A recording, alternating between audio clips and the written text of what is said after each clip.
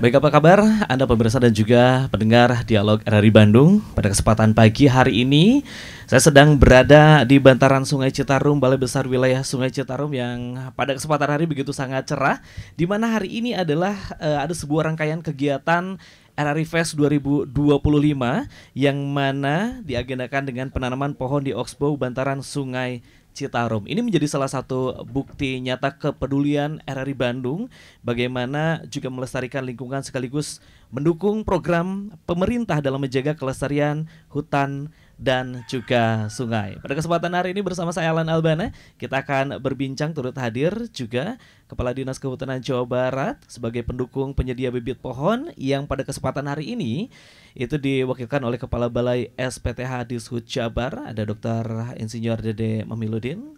Selamat pagi, Pak. Selamat pagi, Assalamualaikum, Sampurasun. Rampes, baik. Kemudian juga perwakilan dari BBWS Citarum sebagai penanggung jawab lahan penanaman di bantaran sungai. Turut hadir operasi pemeliharaan ada Bapak Asep Ciman. Selamat pagi, Pak Asep. Selamat pagi, Assalamualaikum warahmatullahi wabarakatuh. Sampurasun. Rampes. Kemudian juga turut hadir ada Bapak Ruli Hadiana, Kadis dari LH Kabupaten Bandung. Selamat pagi, Pak. Selamat pagi, Assalamualaikum. Sampurasun. Rampes. Baik, dan tentunya juga kita akan berbincang terkait dengan bagaimana juga pada kesempatan hari ini RRI gitu ya, bukti nyata peduli terhadap lingkungan dan juga pelestarian. Kemudian kita akan ke Dinas Kehutanan Jawa Barat dulu. Ini sebetulnya apa, Pak, latar belakang mendukung kegiatan penanaman pohon di RRI Fest 2025 ini yang kemudian turut hadir gitu untuk support, Pak? Terima kasih, Kang. Assalamualaikum warahmatullahi wabarakatuh. Waalaikumsalam warahmatullahi wabarakatuh. Jadi ceritanya kan ketika itu dari RRI ada kontak-kontak ke kita, yang kita ini kan sesuai dengan tugas pokok dan fungsi. Saya kebetulan di unit pelaksana teknis dinas UPTD sertifikasi dan perbenihan tanaman hutan, yang diantaranya adalah menyediakan bibit untuk rakyat Jawa Barat, itu seperti itu. Nah, ketika mendengar itu, wah, kita kan langsung respon nih. Bagus nih RRI. Artinya kan itu program ataupun gaung untuk menghijaukan, untuk menghutankan Jawa Barat sudah sangat meluas. Termasuk RRI yang biasanya bermain di udara begitu ya, sekarang bermain di existing, di real gitu ya, bermain di situ, langsung menyentuh kepada penanaman penghijauan di kita gitu. Karena sebagaimana yang kita ketahui kan di Jawa Barat ini masih luas lahan yang masuk kategori kritis. Jadi kita berkewajiban memang untuk menghutankan, apalagi dengan program Pak Gubernur yang sekarang yang sangat peduli terhadap lingkungan, terhadap pohon, maka begitu RRI juga ingin berkiprah, sambut luar biasa. Jadi pohon kita banyak. Ketika masyarakat ada yang berinisiatif untuk melakukan penanaman, maka akan kita sambut. Kita siapkan pohon.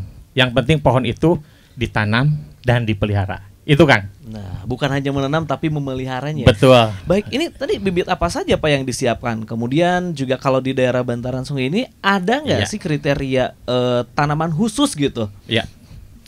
Jadi yang kita tanam itu sekarang kan beraneka ragam.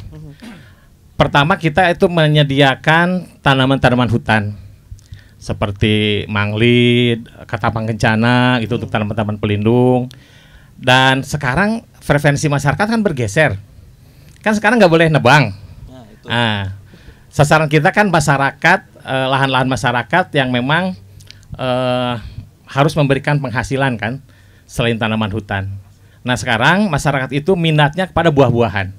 Makanya kita respons dengan menyediakan bibit-bibit buah-buahan, di antaranya alpukat, ada mangga, ada duren, yang semuanya insya Allah berkualitas, sehingga masyarakat nanti bisa menikmati buahnya gitu tanpa harus menebang, menikmati tanpa harus menebang.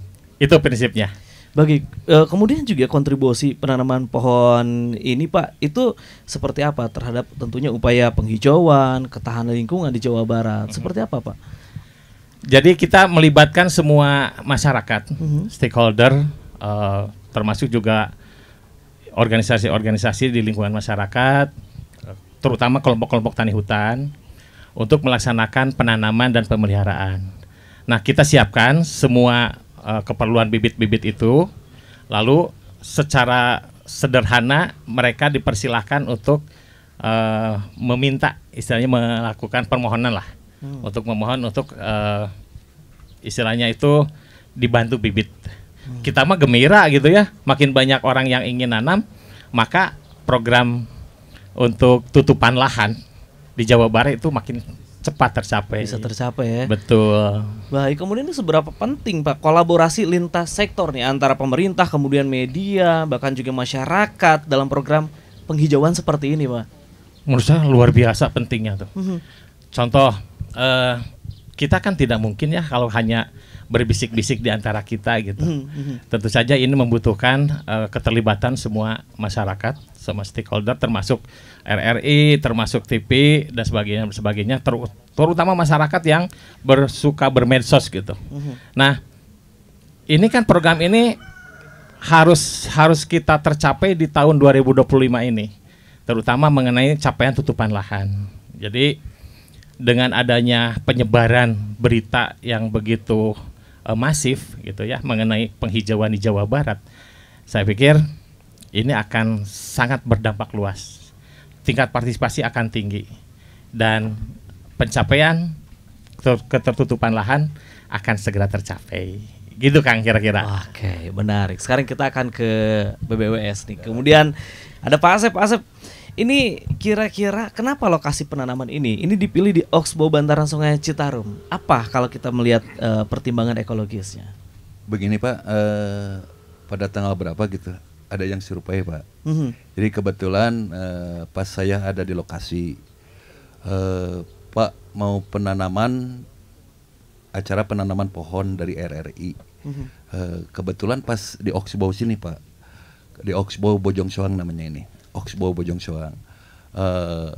Pas itu silakan aja Pak kalau untuk penanaman, berapa pohon yang ditanam, jenisnya apa dan sebagainya Pak, saya tanya gitu. Tapi waktunya kapan gitu. Jadi untuk penekanan waktunya kapan bukan apa-apa Pak, karena kan kita kan orang lapangan Pak, sibuk gitu Pak, di mana-mana gitu ada kegiatan gitu. Iya. Jadi alhamdulillah pada saat ini bisa tercapai gitu Pak penanaman ini dengan istilahnya acara yang seremonial yang bagus gitu Pak. Bisa ditanam sama Pak Kasdam tadi, bisa dilihat gitu, perwakilan dari Pak Kadis, dari perhutaninya ada semua, alhamdulillah. Dan bisa mungkin tadinya tidak tahu ini Oxbow Bojong Soang gitu, sekarang jadi tahu gitu Pak. Oxbow Bojong Soang. Gitu. Baik, ini kemudian gimana kondisi lahan Oxbow Bojong Soang ini Pak? Kemudian juga kalau misalnya dilihat dari lahan, ini bisa berapa banyak ditanami pohon seperti itu? Jadi gini Pak, yang namanya Oxbow itu kan istilahnya bagian dari sungai yang terbentuk karena penelusuran Pak. Jadi istilahnya sodetan gitu Pak, sodetan gitu. Yang tadinya sungai itu berkelok-kelok Pak, diluruskan gitu. Nah, ini yang berkelok-kelok ini ada istilahnya seperti L gitu Pak ya. Oh, letter betul, L gitu betul. ya. Nah, L gitu. Ini istilahnya dinamakan Oxbow gitu Pak.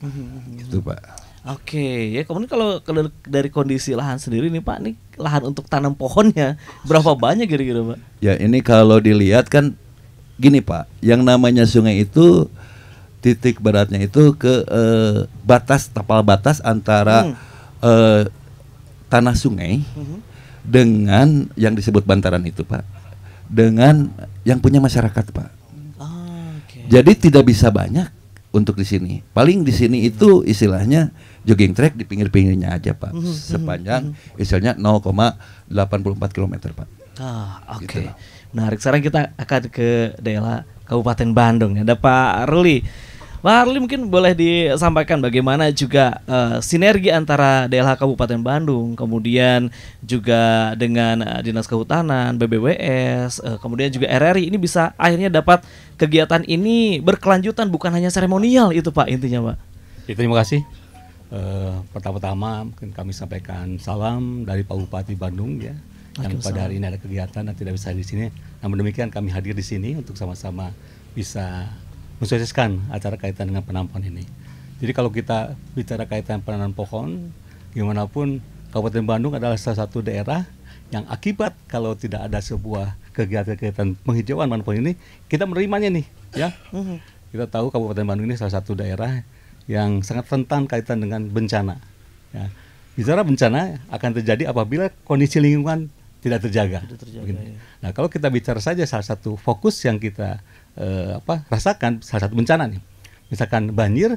Nah ini nih ada sesuatu nih yang terjadi di hulu atau di sepanjang bantaran sungai yang mengakibatkan banjir sepanjang sungai. Nah kita ketahui kalau kita bicara kaitan dengan masalah Citarum, memang Kabupaten Bandung ini salah satu daerah yang terlewati.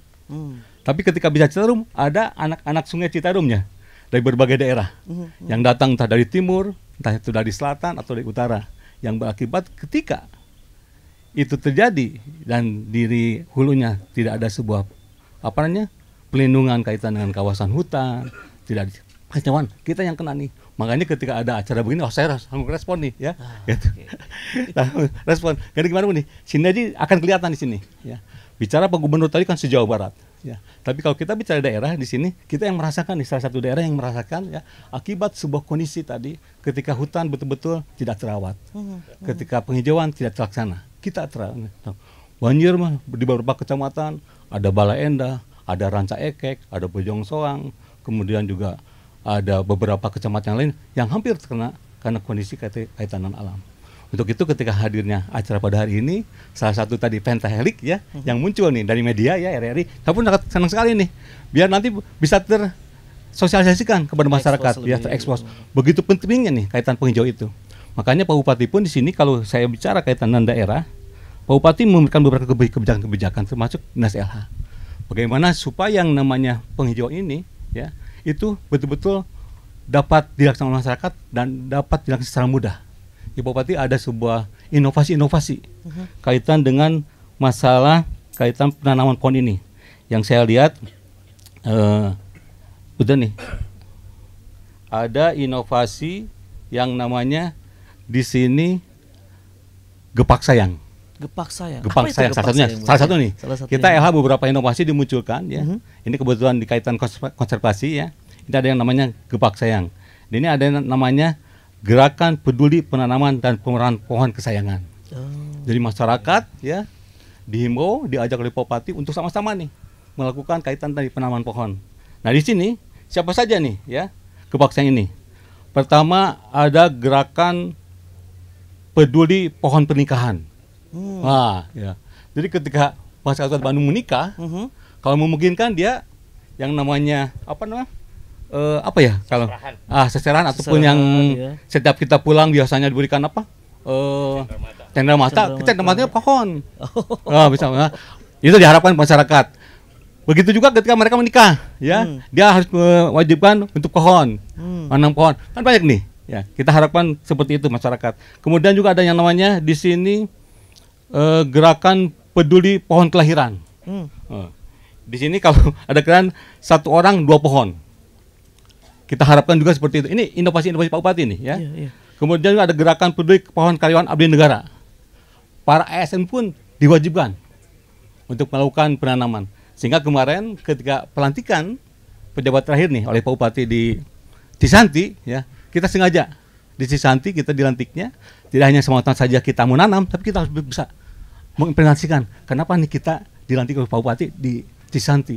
Apa yang perlu kita lihat? Tidak hanya saja topoksi kita berbagai dinas, tapi harus menyentuh kepada masalah kaitan dengan lingkungan pohon itu sendiri. Itu tuh yang diharapkan.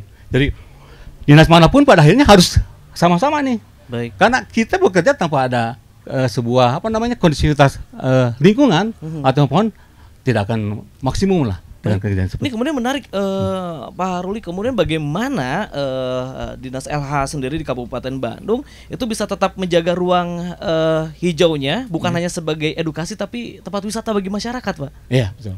Jadi gini, kalau kita bicara kaitan dengan masalah wisata ya, memang kalau tempat wisata sudah jelas kita kerjasama juga dengan berbagai instansi di atas ya, karena ada di luar daerah yang memang di perhutanan atau semua.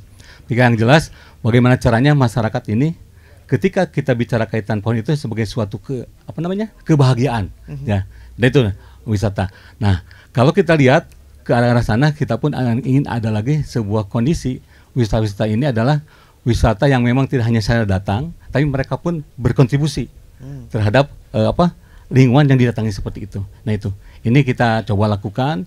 Mungkin juga ke depan kita coba menghidupkan lagi kaitan dengan di sekolah-sekolah ya, gimana pun kader kita ada di sekolah, bagaimana sekolah itu tetap yang namanya taman-taman sekolah harus ada lagi seperti dulu. Kemudian juga yang namanya ada program sekolah adiwiyata juga ada seperti itu. Kita pada berbagai tempat kita lakukan lah sebuah kondisi yang membahagiakan, tetapi dia ada implementasi terhadap masalah penanaman pohon itu sendiri. Oke, baik. Tadi mungkin Pak Dede boleh disampaikan juga harapan dari SPTH gitu ya, terhadap keterlibatan masyarakat, kemudian juga media seperti RRI dalam mendukung gerakan penghijauan ini, Pak. Intinya adalah leuweung hejo, rakyat ngejo. Jadi bukan cuma sekedar kita menanam, tapi juga itu harus memberikan manfaat bagi masyarakat. Sekarang untuk hutan-hutan juga harapannya bukan hanya sekedar untuk konservasi, tapi juga bisa memberikan koin untuk masyarakat. Nah, kira-kira seperti itu. Harapan kami adalah kerjasama ini terus. Jangan sampai kita terputus, karena bagaimanapun hijaunya Jawa Barat itu tanggung jawab kita bersama. Terima kasih Kang Lan. Baik, aturun Kadit. Terakhir mungkin Pak Asep ada yang sampaikan terkait dengan Osbo. Jadi dengan makasih ya. Dengan istilahnya Gunung Hejo, otomatis sedimen berkurang, Pak.